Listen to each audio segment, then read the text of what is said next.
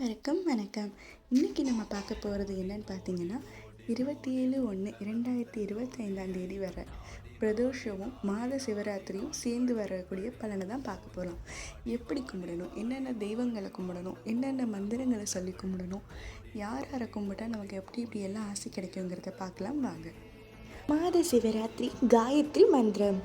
ஓம் தத்புருஷாய வித்மகி மகாதேவாய தீமகி தன்னோ ருத்ர பிரஜோதயாத்தே. இப்போ பிரதோஷ காயத்ரி மந்திரம். ஓம் தத்புருஷாய வித்மகி சந்திர மௌலியே தீமகி தன்னோ ருத்ர பிரஜோதயாத்தே.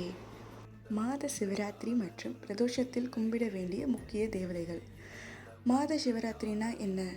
ஒவ்வொரு மாதமும் வரக்கூடிய சிவராத்திரி தான்.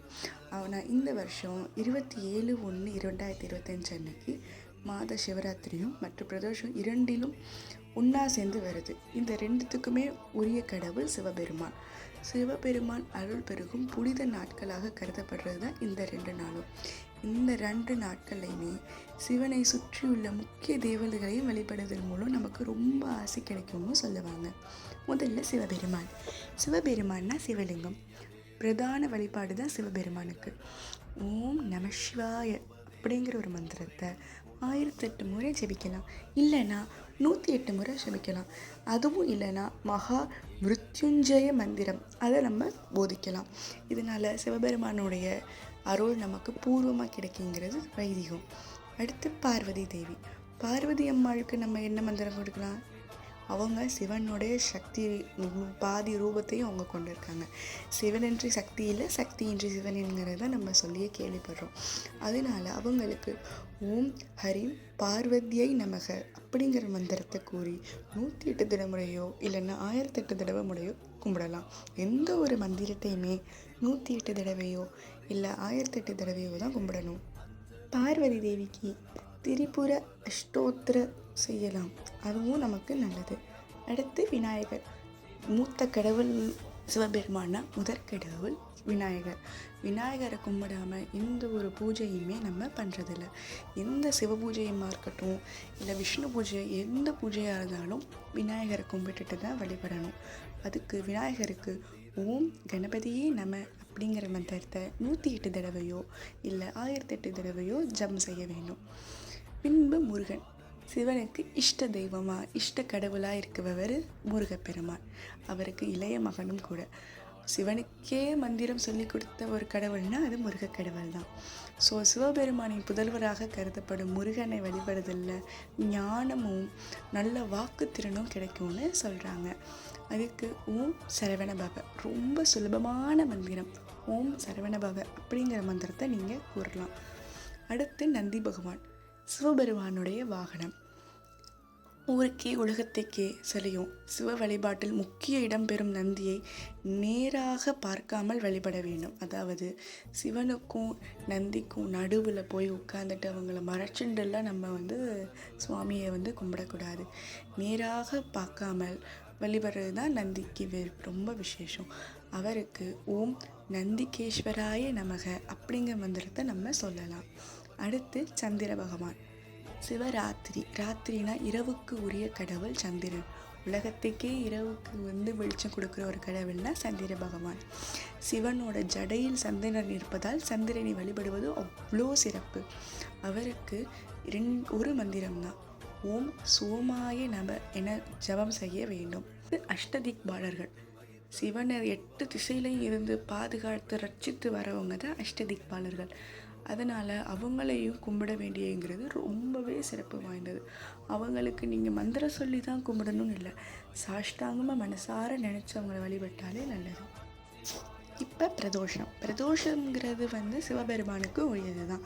சோமஸ்கந்தர் அல்லது சிவலிங்க ரூபத்தில் காட்சியளித்து அன்னைக்கு பிரதோஷம் பண்ணுவாங்க.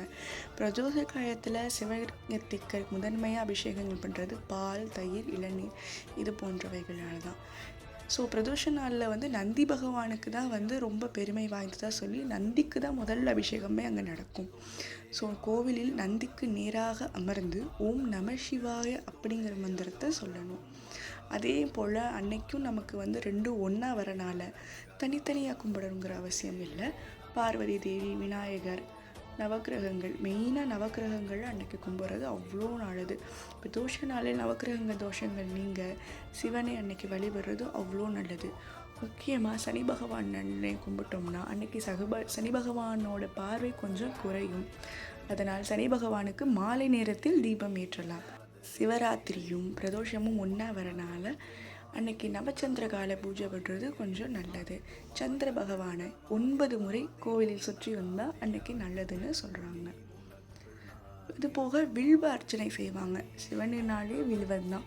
உங்களால் பால், தயிர், மோர் இதெல்லாம் அபிஷேகத்துக்கு வாங்கி பண்ண முடியலனாலும் சாதாரண வில்வ இலை அதை 108 அல்லது 1008 வில்வ இலையை கொண்டு சிவனை வழிபடலாம். ஓம் நம சிவாய அப்படின்ற சொல்லியே நீங்கள் வழிபடலாம். அதுவும் முடியலையா, ஒரு நெய் தீபம் நந்தி முன்பாக அப்புறம் சிவன் சன்னதியில் சென்று நெய் தீபம் ஏற்றலாம். அதுக்கும் பெருசாக ஒன்றும் தேவையில்லை. விளக்கு ஒரு சாதாரண ஒரு நெய் தீபம் ஏற்றி ஓம் நம சிவாய என்கிற மந்திரத்தை 1008 முறையோ இல்லை 108 முறையோ சொன்னாலே போதும். பின்பு சதசிவ வழிபாடு 108 சிவனுடைய 108 திருநாமங்களையும் சொல்லி வழிபடுதல், அதுவும் ஒரு சிறப்பான பலனை அளிக்கும்.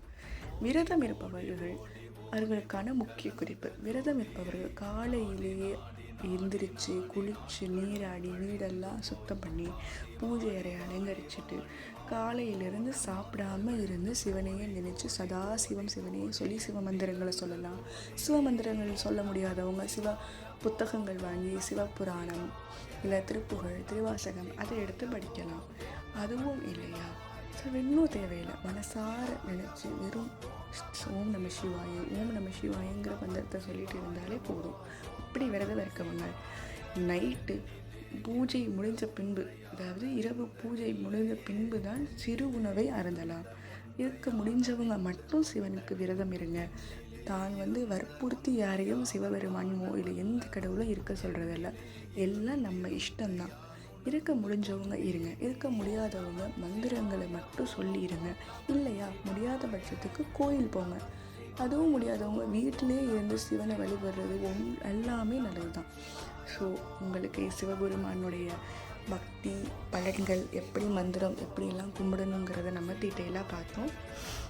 இந்த முறைகளை அனுஷ்டித்து பிரதோஷம் மற்றும் மாத சிவராத்திரி தினங்களில் சிவனை வழிபட்டால் அனைத்து தோஷங்களும் நீங்கி சிவனின் பரிபூரண அருளை பெறலாம் என்பதுதான் இந்த வழிபாட்டுடைய முக்கிய பலன்கள். இது போல மென்மேலும் செல்வாஸ் கண்ட பக்தி சேனலை மறக்காமல் சப்ஸ்கிரைப் பண்ணிக்கோங்க. அந்த பெல் ஐக்கானை கிளிக் பண்ணிக்கோங்க. லைக் பண்ணுங்கள், ஷேர் பண்ணுங்கள், கமெண்ட் பண்ணுங்கள்.